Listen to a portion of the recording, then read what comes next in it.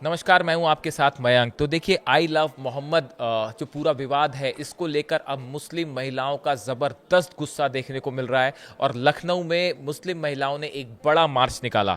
देखिए, जिस तरह से कानपुर से विवाद शुरू हुआ और कुछ पोस्टर्स हटाए गए जिस पे आई लव मोहम्मद लिखा हुआ था, उसके बाद पूरे देश में जो है वो प्रदर्शन देखे गए और अब मुस्लिम महिलाओं ने लखनऊ में एक बड़ा मार्च निकालने की कोशिश की। इसकी तस्वीरें सामने आई हैं।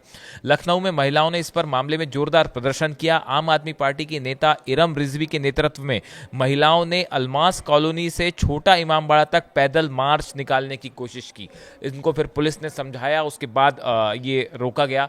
देखिए, इस पूरे प्रदर्शन में मेरे नबी का नाम रहेगा और जब तक सूरज चांद रहेगा, इस तरह के नारे मुस्लिम महिलाओं ने लगाए। उनके हाथ में पोस्टर्स थे, बैनर थे।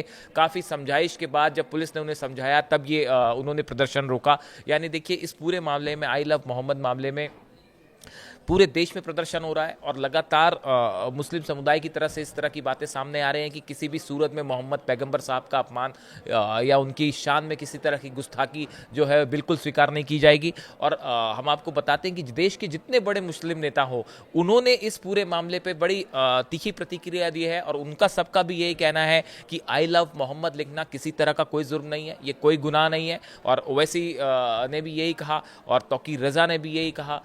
उसके बाद लगातार इस तरह के कमेंट्स आ रहे हैं कि आई लव मोहम्मद बोलना जो है वो कोई गुनाह नहीं है, कोई कानूनी अपराध नहीं है और हम इसको लेकर मोहम्मद साहब की शान में किसी तरह का अपमान बर्दाश्त नहीं करेंगे। इसको लेकर बड़े नेताओं का क्या कहना है, हम आपको वो भी सुनाते हैं। जो देखिए, ऐसा है, धार्मिक शख्सियत को इस किस्म की गुफ्तगू नहीं करनी चाहिए। कोशिश ये करनी चाहिए कि देश का माहौल अच्छा बना रहे, देश में अफरा तफरी ना हो। आई लव मोहम्मद पे भाई हिंदुस्तान का, दुनिया का मुसलमानों का बच्चा बच्चा रसूल आजम सल्लल्लाहु अलैहि वसल्लम से मोहब्बत करता है और जान देना पड़े तो देने को तैयार और जान लेना पड़े तो लेने को तैयार। उस पर आप आई लव मोहम्मद कहने की बुनियाद पर अगर मुकदमा कर देते हो, इससे ज्यादा अन्याय क्या कर सकते हो। तो आज की तारीख में हुकूमत से हम नाउम्मीद हैं, तमाम सेकुलर पार्टियों से हम नाउम्मीद हैं, चुनाव आयोग से हम नाउम्मीद है। चुनाव आयोग सरकार के दबाव में जो एनआरसी सरकार नहीं कर सकी, ये बाईपास तरीके से एनआरसी लागू करने की कोशिश की जा रही है। चुनाव आयोग हमारा साथ नहीं दे रहा है, बेईमानी कर रहा है। जिला प्रशासन शासन सब हमारे खिलाफ हैं। ऐसी सूरत में अगर मुसलमान नाउम्मीद होकर सड़कों पर आ गया तो उसकी जवाबदेही किसकी होगी।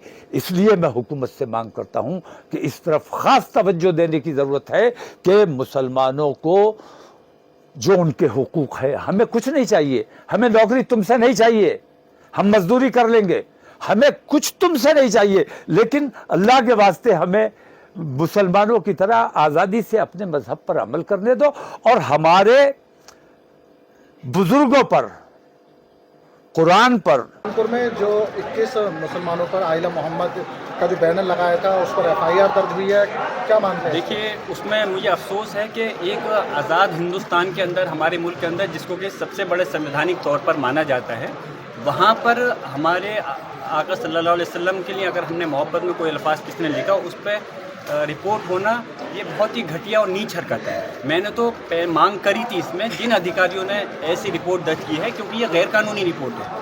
कौन सी धारा बनती है, मुझे सेक्शन दिखाएं, इसमें कौन सा, मैं भी एक लॉयर हूँ और एक सांसद भी हूँ, मुझे बताएं कौन सी ऐसी धारा लगती है कि आई लव मोहम्मद लिखने पर कार्रवाई के लिए वो धारा सेक्शन बनता है।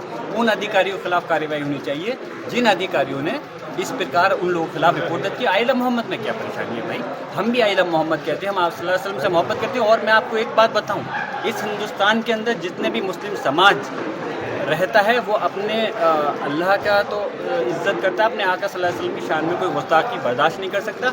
लेकिन मुसलमान जहाँ अपने मज़हब के लोगों की सम्मान करता है, कभी हमारा मज़हब इस्लाम ये मैसेज नहीं देता कि आप दूसरे धर्म के गुरुओं का या पुरुषों का अपमान करें।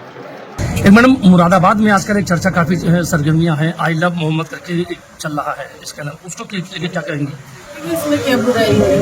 कोई भी अपने भगवान को, अपने नबी को कोई भी चाह सकता है और चाहना भी चाहिए। और अगर आई लव मोहम्मद कह रहे हैं तो क्या बात है। आ रहा है।